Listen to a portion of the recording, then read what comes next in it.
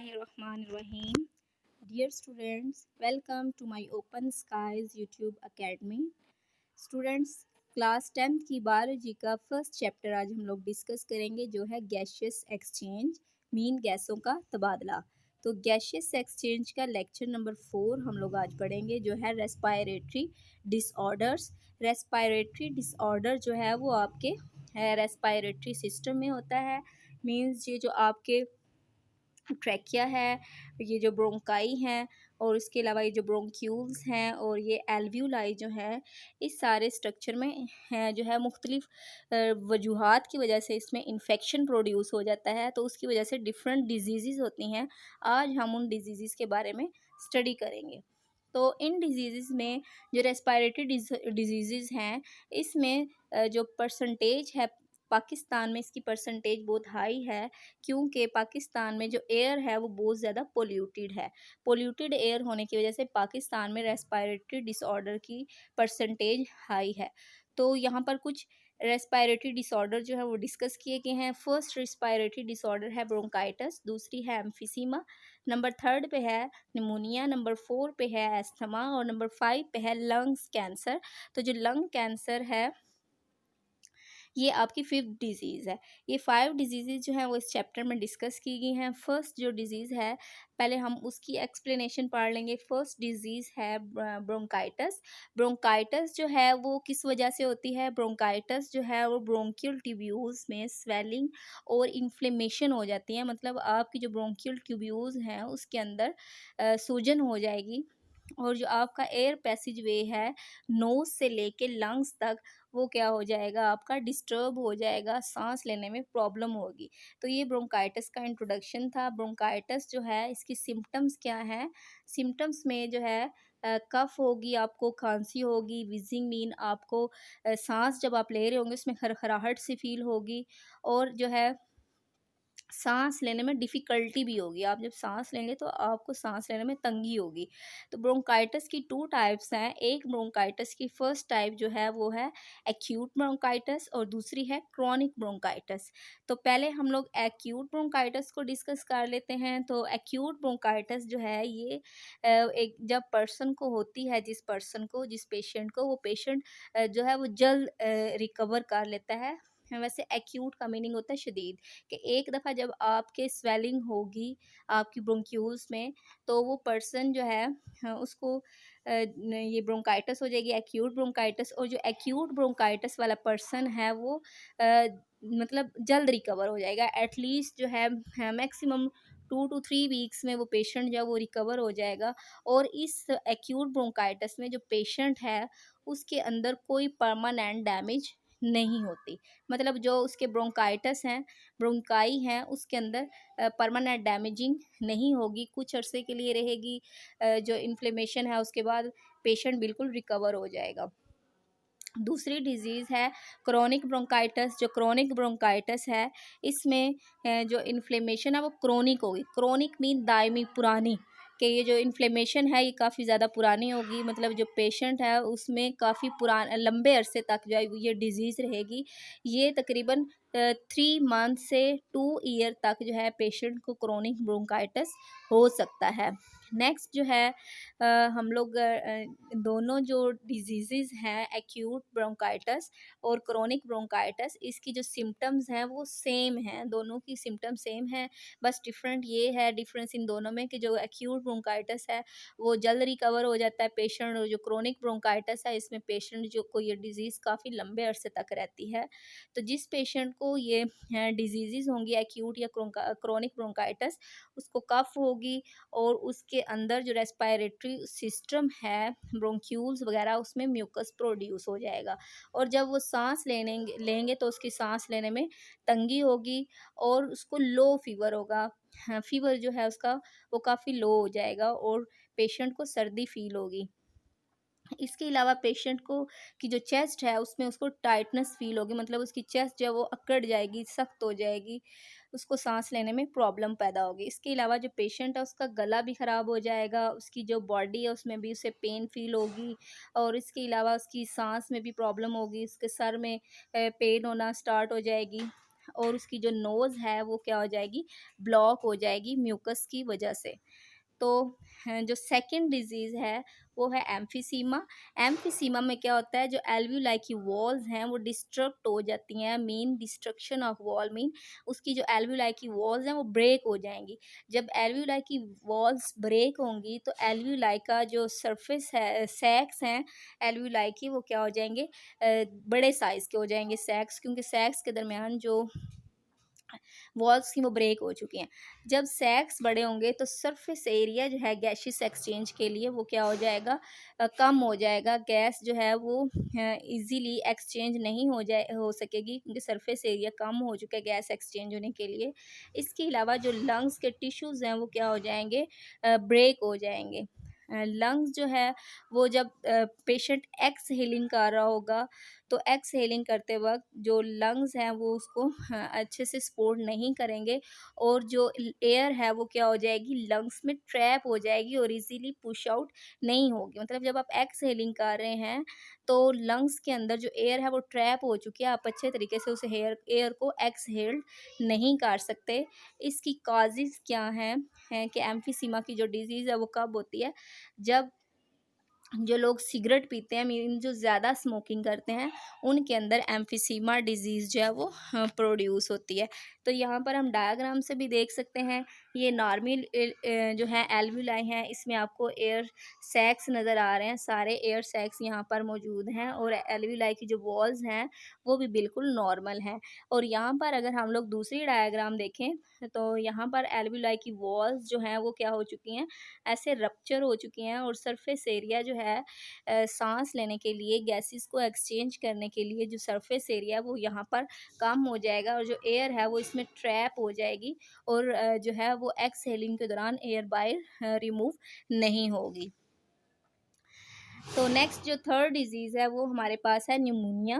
जो न्यूमोनिया है ये क्या है, लंग्स में इन्फेक्शन हो जाता है, आपके जो लंग्स है वो इन्फेक्टेड हो जाते हैं, और अगर आपके दोनों लंग्स इन्फेक्टेड होंगे तो उसे क्या कहेंगे, डबल न्यूमोनिया। तो जो डबल न्यूमोनिया है वो कब हुआ, जब आपके दोनों लंग्स जो है, लेफ़्ट और राइट लंग दोनों जो हैं वो इन्फेक्टेड हो चुके हैं। तो स्टूडेंट्स हम लोग जो है ये देखेंगे कि निमोनिया की काजेज़ क्या हैं, कि कौन-सी ऐसी वजूहात हैं जिसकी वजह से निमोनिया की डिज़ीज़ जो है वो काज़ होती है। तो फर्स्ट जो काज़ है वो कहते हैं ये इसमें बैक्टीरिया जो है, जिस बैक्टीरिया का नाम है स्ट्रेप्टोकोकस न्यूमोनाई, ये बैक्टीरिया जब आपके अंदर आपके साँस के ज़रिए अंदर जाता है, जब आप इन्हेलिंग करते हैं, ये इन्हेलिंग के दौरान जब ये बैक्टीरिया आपके लंग्स में जाता है, एल्वेओलाई में जाता है, तो वहाँ पर जाकर ये ग्रोथ करने लग जाता है और इन्फेक्शन कॉज करता है। और दूसरी कॉज है वायरल इन्फेक्शन। तो वायरल इन्फेक्शन जो है ये इन्फ्लुएंजा वायरस की वजह से होता है, कि जब आप इनहेलिंग करते हैं उस वक्त कोई इन्फ्लुएंजा वायरस आपकी बॉडी में चला गया तो उसने भी जाके निमोनिया को काज करना है। और थर्ड जो है वो फंगल इन्फेक्शन भी हो सकता है, कि जब कोई जो फंगस है वो आपकी बॉडी में जाता है उसकी वजह से भी निमोनिया आपको हो सकती है, ये डिजीज़। तो इन तीनों वजूहात की वजह से जब आपकी एल्वेओलाई में ये जो माइक्रो ऑर्गेनिज़्म हैं, बैक्टीरिया, वायरस और फंगस, जब ये आपकी एल्वेओलाई में एंटर होंगे तो ये वहाँ पर सेटल डाउन हो जाएंगे आपकी एल्वेओलाई में, और वहाँ पर ये ग्रोथ करना स्टार्ट हो जाएंगे। तो जब इनकी ग्रोथ ज़्यादा हो जाएगी, तो ग्रोथ ज़्यादा होने की वजह से जो लंग टिश्यूज़ हैं वो क्या हो जाएंगे, ब्रेक हो जाएंगे। और जब लंग्स टिश्यू ब्रेक हो जाएंगे तो लंग्स के अंदर जो है वो पस जो है वो फिल हो जाएगी। ये जो फ्लूइड है और ये जो पस है, ये जो है ये आपके लंग्स के अंदर फिल हो जाएगी। तो ये डायग्राम में भी आपको नज़र आ रहा है कि यहाँ पर ये नॉर्मल एल्वेओलाई हैं, मतलब ये एयर सैक्स जो है वो बिल्कुल नॉर्मल है, और यहाँ पे आपको जो है वो नज़र आ रहा है जो इसके अंदर सैक्स के अंदर फ्लूइड जो है वो फिल हुआ हुआ है इन्फेक्शन की वजह से। किस इन्फेक्शन की वजह से, वायरल, बैक्टीरियल और फंगस इन्फेक्शन की वजह से इसके अंदर ये फ्लूइड फिल हो चुका है। तो नेक्स्ट हम लोग ये डिस्कस करेंगे कि निमोनिया की जो सिम्टम है वो क्या है। जो निमोनिया है, कफ़ भी इसके अंदर जो पेशेंट है उसे कफ़ भी होगी, और इसके अलावा जो म्यूकस प्रोड्यूस हुआ है एल्वेओलाई के अंदर वो म्यूकस जो है वो येलो या ग्रीनिश कलर का हो सकता है। इसके अलावा जो पेशेंट है उसे फ़ीवर होगा, स्वेटिंग होगी, उसे चिलिंग होगी, उसे सर्दी लगेगी, उसकी साँस में तंगी होगी और जो है उसकी जो साँस है वो काफ़ी गहरी होगी। ठीक है? तेज़ भी होगी और गहरी साँस जो है वो पेशेंट लेगा। इसके अलावा जो पेशेंट है उसकी भूख भी ख़त्म हो जाएगी, उसके अंदर एनर्जी भी कम हो जाएगी और उसको फटीग हो जाएगी, मीन्स कि वो थकावट हर वक़्त फ़ील करेगा। और जब जो पेशेंट है वो जो है ब्रीथ होगा, मतलब उस जब वो डीपली ब्रीथ करेगा, उसके अंदर जब डीपली ब्रीथिंग होगी या कफ होगी तो उस वक़्त जो पेशेंट है उसकी चेस्ट में पेन होगा और जो है भूख भी कम हो जाएगी, एनर्जी भी इसके अंदर कम हो जाएगी और पेशेंट को थकावट फ़ील होगी। तो स्टूडेंट्स हम लोग जो है निमोनिया से कैसे बच सकते हैं, इसके लिए जो है उन्होंने हमें तो प्रिवेंशंस बताई हैं यहाँ पे। क्या प्रिवेंशन है कि आप लोगों के पास वैक्सीन जो है वो प्रेजेंट होती है, जो स्टोर्स, मेडिकल स्टोर वगैरह वहाँ पर वैक्सीन होती है, या हॉस्पिटल्स में जो क्या करती हैं निमोनिया को काज करते हैं, स्ट्रिप्टोकोकस निमोनिया बैक्टीरियम जो होते हैं, स्ट्रिप्टोकोकस निमोनिया वो वाले बैक्टीरिया से बचने के लिए वैक्सीन जो है वो अवेलेबल है। उसके बाद हम लोग इसको ट्रीट भी कर सकते हैं निमोनिया को। तो इसकी ट्रीटमेंट के लिए एंटीबायोटिक्स होती है, मुख्तलिफ तरह की एंटीबायोटिक्स होती हैं जिससे हम लोग निमोनिया की जो पेशेंट है उसको ट्रीट कर सकते हैं। तो स्टूडेंट्स नेक्स्ट हमारे पास है एस्थमा। एस्थमा भी क्या है, रेस्पायरेटरी डिसऑर्डर है। इस एस्थमा में, रेस्पायरेटरी डिसऑर्डर में क्या होगा कि इसमें भी आपकी जो ब्रोंकाई है वो इन्फ्लेमेट हो जाएंगी, मतलब सूज जाएंगी और उन जो ब्रोंकाई है उसके अंदर म्यूकस प्रोड्यूस होना शुरू हो जाएगा और जो एयर वे है वो क्या हो जाएगा, कम हो जाएगा, मतलब जहाँ से जिस रास्ते से हवा ने गुजरना है वो नालियाँ तंग हो जाएंगी क्योंकि उनके अंदर म्यूकस प्रोड्यूस हो चुका है। और जो एस्थमा पेशेंट है उसकी जो ब्रोंकाई है और जो ब्रोंक्यूल है वो बहुत ज़्यादा सेंसिटिव हो जाएंगी। किससे सेंसिटिव होंगी, किसी एलर्जन से। एलर्जन क्या होते हैं कि एलर्जेंस ऐसे फैक्टर्स होते हैं जो कि एलर्जी को जो है वो एलर्जी की वजह बनते हैं। ठीक है, एलर्जेंस क्या है कि ऐसे फैक्टर्स हैं जो एलर्जी की वजह बनते हैं जिसकी वजह से एलर्जी हो जाएगी अस्थमा वाले पेशेंट को। वो एलर्जेंस कौन से हैं, डस्ट, स्मोक, परफ्यूम और पोलन। कि जैसे ही ये चीज़ें जो है अस्थमा वाले पेशेंट के करीब होंगी तो उसकी ब्रोंकाई और जो ब्रोंक्यूल हैं वो बहुत ज़्यादा सेंसिटिव होते हैं और उनको पेशेंट को एलर्जी होना शुरू हो जाएगी। इसके अलावा जो पेशेंट है उसको सांस लेने में जो है वो बहुत ज़्यादा तंगी होगी। इसके बाद ये डायग्राम में आप देख सकते हैं, ये बिल्कुल नॉर्मल एयरवे है कि इजीली हवा जो है इस रास्ते से अंदर जाती है और इजीली जो है वो एल्वुलाई तक पहुंच जाती है और एल्वुलाई जाकर गैसेस को एक्सचेंज कर लेते हैं। लेकिन इस डायग्राम में आप देख सकते हैं इसमें क्या है कि यहाँ पर ये जो आपको नज़र आ रहा है येलो कलर का, ये क्या प्रोड्यूस हुआ है, म्यूकस। म्यूकस प्रोड्यूस होने की वजह से जो एयर वे है, रास्ता है हवा का, वो क्या हो गया है, तंग हो गया है और इसकी इन्फ्लेमेशन जो है वॉल्स के अंदर वो प्रोड्यूस हो चुकी हैं। तो इसमें एल्वुलाई के अंदर ये जो एयर वे है, मतलब ब्रोंकाई हैं, ब्रोंक्यूल्स हैं, वो क्या हो चुकी हैं, स्वेल हो चुकी हैं और जो एयर पैसेज है वो क्या हो चुका है, कम हो चुका है। किस वजह से, म्यूकस के प्रोड्यूस होने की वजह से, कि जो ये वाली ब्रोंकाई और ब्रोंक्यूल्स हैं इनके अंदर म्यूकस फिल हो गया है, एयरवे कम हो गया है और जो ब्रोंकाई हैं वो स्वेल हो चुकी हैं। नेक्स्ट जो है इसकी सिम्टम्स क्या हैं, एस्थमा वाले की पेशेंट को जो है कौन सी सिम्टम्स फील होंगी। एक क्या है, फ्रीक्वेंट कफ है कि उसको बहुत ज़्यादा कफ होगी, वीजिंग होगी, मतलब जब सांस लेगा तो उसमें खरखराहट जैसी आवाज़ें होंगी। और इसके अलावा जो पेशेंट है उसके अंदर बहुत ज़्यादा म्यूकस प्रोड्यूस होगा जब वो कफ करेगा और उसकी सांस जो है वो उसमें कमी हो जाएगी, मतलब उसकी सांस लेने में तंगी होगी। और स्पेशली उस वक्त उसको सांस लेने में तंगी होगी जब वो पेशेंट कोई फिजिकल वर्क कर रहा होगा। इसके अलावा विस्लिंग जो है वो उसके अंदर जब ब्रीथ होगी तो विस्लिंग, मतलब सीटी जैसी आवाज़ आएगी जब वो सांस लेगा। और इसके अलावा उसकी जो चेस्ट है वो क्या हो जाएगी, टाइट हो जाएगी। ये जो है एस्थमा की सिम्टम्स थी। तो नेक्स्ट जो है हमारे पास, ये अब जो सिम्टम्स हम लोगों ने पढ़ी हैं उसके अलावा क्या है, ट्रीटमेंट जो है वो अस्थमा वाले पेशेंट का कैसे किया जाता है, तो ट्रीटमेंट में हम लोग देखेंगे कि जो ब्रोंकाई और ब्रोंक्यूल्स हैं उसको ओपन करने के लिए, कि उस आपको पता है कि जो ब्रोंकाई और ब्रोंक्यूल्स हैं वो बंद हो चुकी हैं, एयर पैसेज वे बहुत छोटा हो चुका है, उसको ओपन करने के लिए एस्थमा वाले पेशेंट को इन्हेलर दिया जाता है। इसके अंदर इन्हेलर के अंदर फ्लूइड होता है, और ये फ्लूइड जो है, इस फ्लूइड में वो केमिकल होते हैं, उन केमिकल्स में ये एबिलिटी होती है कि वो आपके जो एयर पैसेजवे का जो रास्ता ब्लॉक हुआ है उसको ओपन कर देंगे। तो ये इन्हेलर है, इसको आप नोज़ के ज़रिए जो है वो अपने जो है एयर पैसेजवे में इन्हेल कर सकते हैं। ये इन्हेलर है। तो नेक्स्ट जो है हमारे पास जो लास्ट डिजीज़ थी, इसके बारे में हम लोग पढ़ेंगे। लास्ट डिजीज़ हमारी क्या थी? Lung cancer.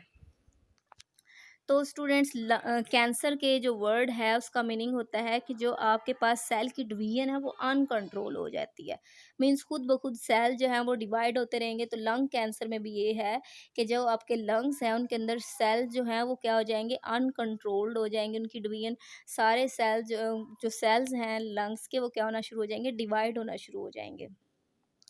लंग्स के टिश्यूज़ के अंदर अनकंट्रोल्ड सेल डिवीजन स्टार्ट हो जाएगी। तो सेल जो है वो क्या करते रहेंगे? कंटिन्यू डिवाइड होते रहेंगे, और कोई उसको हम लोग जो है कंट्रोल नहीं कर पाएंगे।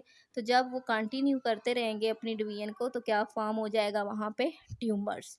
ठीक है, तो लंग के अंदर ट्यूमर बन जाएगा, जिसे हम लोग रसोलिए भी कहते हैं। तो मेन काज क्या है? जो है मतलब इसकी वजह क्या है लंग कैंसर की? वो है कार्सिनोजेंस। और ये जो कार्सिनोजेंस होते हैं ये कहाँ पे होते हैं? सिगरेट के धुएं में ये जो है प्रोड्यूस होते हैं कार्सिनोजिन। इसके अलावा जो आयनाइजिंग रेडिएशंस होती हैं उनकी वजह से भी लंग कैंसर हो सकता है, और वायरल इन्फेक्शन की वजह से भी जो है वो लंग कैंसर हो सकता है। लेकिन मेन काज जो है वो क्या है लंग कैंसर की? वो स्मोकिंग ही है। तो क्योंकि स्टूडेंट जो लोग जो है वो स्मोकिंग नहीं करते, उनके अंदर जो रिस्क होता है लंग कैंसर का वो 50% कम होता है, एज़ कम्पेयर टू उन लोगों के जो कि सिगरेट जो है वो पीते हैं, मीन स्मोकिंग करते हैं। मीन स्मोकिंग वाले जो पेशेंट हैं वो 50% उनके अंदर चांसेस होते हैं लंग कैंसर के, एज़ कम्पेयर टू उन लोगों के जो कि स्मोकिंग नहीं करते। तो ये डायग्राम में आपको जो है वो पता चल रहा है कि यहाँ पर जो है वो कैंसर है लंग में। तो जो कैंसरस सेल्स होंगे जब उन्हें माइक्रोस्कोप से हम लोग देखेंगे तो वो इस तरह के जो हैं वो नज़र आएंगे। नेक्स्ट सिम्टम्स क्या है? कैसे पता चलेगा कि इसको लंग कैंसर है पेशेंट को? तो वो कह रहे हैं कि जो लंग पे कैंसर वाला पेशेंट है उसको कफ होगी, और वो कफ जो है वो तकरीबन उसे 2 to 3 वीक तक जो है वो रहेगी। और इसके अलावा जो कफ है वो काफ़ी वर्स होती रहेगी, मीन उसकी जो कंडीशन है वो दिन ब दिन जो है वो वर्स होती जाएगी, मतलब ज़्यादा ख़तरनाक और पेन वाली होती जाएगी। इसके अलावा जो चेस्ट है उसके अंदर उसके इन्फेक्शन प्रोड्यूस हो जाएगा, और जो कफिंग जो है ब्लड के अंदर जो है वो कफिंग की वजह से ब्लड भी जो है उसका मुंह के ज़रिए या नाक के ज़रिए जो है वो आ सकता है। इसके अलावा जब वो सांस लेगा या कफ करेगा तो उसको अ, शदीद पेन भी हो सकती है। इसके अलावा जो पेशेंट है उसका जो सांस है उसमें भी तंगी हो सकती है, और पेशेंट के अंदर एनर्जी कम हो जाएगी, और पेशेंट जो है वो टायर्डनेस फील करेगा, मीन वो थकावट फील करेगा। इसके अलावा पेशेंट को जो है वो एपिटाइट हो जाती है, और उसका unexplained weight loss, Aahista Aahista जो पेशेंट है वो क्या होता रहेगा? वीक होता रहेगा रोज़ बरोज़। तो हाँ, एक जो है यहाँ पर आपकी बुक में पैसिव स्मोकिंग का भी ज़िक्र किया गया है। पैसिव स्मोकिंग क्या है? पैसिव स्मोकिंग का मतलब है कि जो आपने इन्हेलेशन आप कर रहे होते हैं, तो उसके अंदर स्मोक हो। अगर आप इन्हेलेशन कर रहे हैं और आप खुद सिगरेट नहीं पीते, लेकिन फिर भी आप ऐसी हवा में साँस ले रहे हैं जिसके अंदर स्मोक मौजूद होती है। इसके अलावा पैसिव स्मोकिंग को हम लोग सेकंड हैंड स्मोक भी कह सकते हैं, क्योंकि आप खुद स्मोकिंग इसके अंदर नहीं कर रहे, बल्कि आपके इन्वायरमेंट में जो है वो स्मोक मौजूद है, धुआं मौजूद है। तो इसको आपने क्या कहना है? इसके अलावा आप इसे इन्वायरमेंटल टोबैको स्मोक भी कह सकते हैं। एक हम इसे सेकंड हेड जो है वो स्मोक भी कहेंगे, और दूसरा जो है हम इसको जो है इन्वायरमेंटल टोबैको स्मोक भी कह सकते हैं। तो ये उस वक़्त होती है जब आप ऐसी जगह पर मौजूद हैं जहाँ पर कोई स्मोकिंग कर रहा है, कोई पेशेंट कोई जो मतलब शख्स है जो वहाँ पर आपके करीब खड़ा है, वो स्मोकिंग कर रहा है और आप जो है वो उसके करीब खड़े हुए हैं, तो उसकी सिगरेट का धुआं जो है वो आप तक पहुँच रहा है, तो इसका मतलब है आप पैसिव स्मोकिंग कर रहे हैं, आप डायरेक्ट स्मोकिंग नहीं कर रहे बल्कि आप पैसिव स्मोकिंग कर रहे हैं। जैसे कि यहाँ पे मैंने डायग्राम के थ्रू आपको समझाने की कोशिश की है कि ये कोई शख्स है जो क्या कर रहा है, स्मोकिंग कर रहा है और इसका स्मोक जो है वो करीब खड़े लोगों तक जो है उसका इफ़ेक्ट हो रहा है। तो ये जो स्मोकिंग है, जो ये 2 लोग कर रहे हैं, इस शख्स की वजह से एनवायरनमेंट में जो है वो स्मोक फैल गई है और उस स्मोक की वजह से ये लोग जो है इफ़ेक्टेड हो रहे हैं। तो इसे हम कहेंगे पैसिव स्मोकिंग। तो प्रिवेंशन क्या है, हम कैसे स्मोकिंग से बच सकते हैं? इसमें है कि eliminating tobacco smoking is a primary goal in the prevention of the lung cancer. कि जो शख्स लंग कैंसर से बचना चाहते हैं वो सबसे पहले टोबैको स्मोकिंग जो है उसको ख़त्म करें। कोशिश करें कि हम जो है वो टोबैको स्मोकिंग को ख़त्म कर दें। इसके अलावा जो वर्ल्ड हेल्थ ऑर्गेनाइजेशन है उसने भी तमाम गवर्नमेंट्स को ये कहा है कि आप जो टोबैको की एडवर्टाइजमेंट है इसको कम करें, ताकि जो यंग पीपल्स हैं वो इससे बच सकें स्मोकिंग से। तो स्टूडेंट, आज का लेक्चर जो है वो हमारा कंप्लीट हो चुका है। बेस्ट ऑफ लक, दुआओं में याद रखिएगा और अगर आपको कोई क्वेश्चन पूछना हो तो आप मुझसे पूछ सकते हैं। अल्लाह हाफिज़।